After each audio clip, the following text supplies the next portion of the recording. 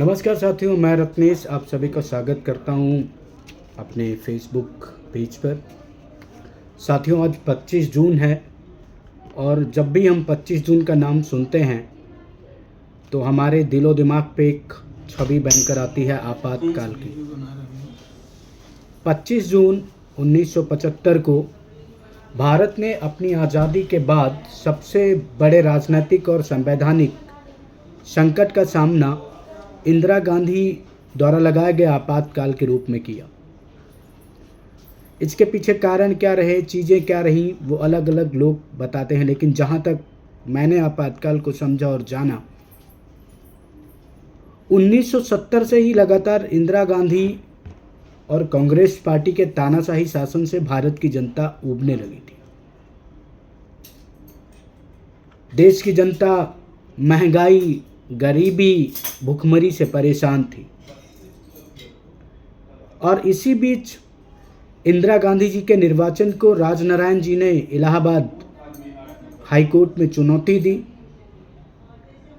और न्यायालय ने इंदिरा गांधी जी को भ्रष्ट चुनाव आचरण का दोषी पाया और उनके निर्वाचन को गैर संवैधानिक घोषित कर दिया। यह इंदिरा गांधी के लिए बहुत बड़ा झटका था, उनकी छवि के लिए बहुत ही बड़ा झटका था। इंदिरा गांधी का तानाशाही स्वरूप इस फैसले के बाद दिखा और उन्होंने देश में आंतरिक आपात की घोषणा करके संविधान और लोकतांत्रिक मूल्यों को रौंद डाला।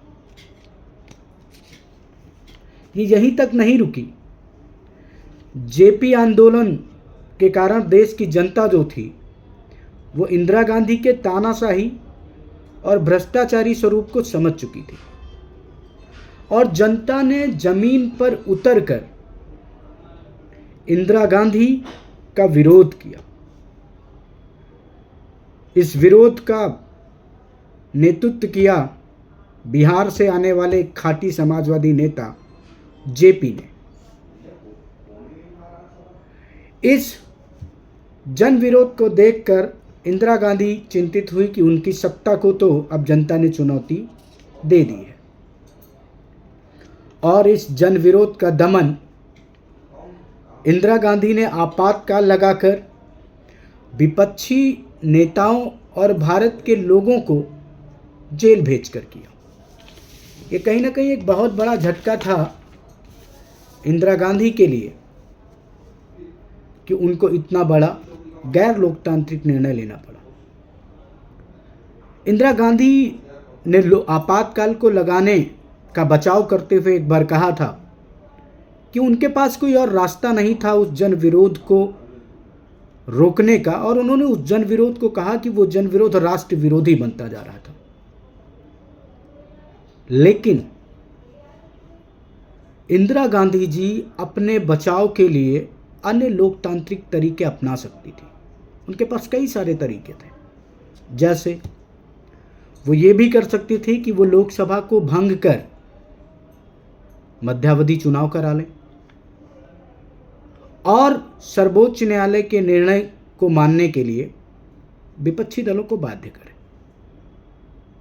लेकिन इंदिरा जी ने आपातकाल को चुना और अभी अभी शिशु अवस्था से निकलकर थोड़ा सा बड़े हो रहे भारतीय लोकतंत्र पर सबसे बड़ा दाग लगा दिया, जिसे हम आपातकाल के रूप में जानते हैं। आज आपातकाल लगने के पूरे 50 वर्ष पूर्ण हुए हैं। ये देश और देश के नागरिक आज भी जब लोकतांत्रिक मूल्यों की बात करते हैं तो उन्हें इस बात से दुख होता है कि हमारे देश में आपातकाल जैसा गैर लोकतांत्रिक तरीका भी अपनाया गया। वर्तमान में उन्हें इंदिरा गांधी के वंशज राहुल गांधी देश में संविधान की किताब लेके घूमते हैं, लेकिन राहुल गांधी जी कभी ये नहीं कहते कि इसी लोकतंत्र पर सबसे बड़ा दाग, सबसे बड़ा धब्बा उनकी खुद की दादी इंदिरा गांधी जी ने आपातकाल के रूप में लगाया था। आप सभी भारत के सम्मानित नागरिक, हमारी जिम्मेदारी बनती है कि हम सत्ता पर इतना नियंत्रण रखें कि अब भारत को आपातकाल जैसे बुरे दौर का सामना ना करना पड़े।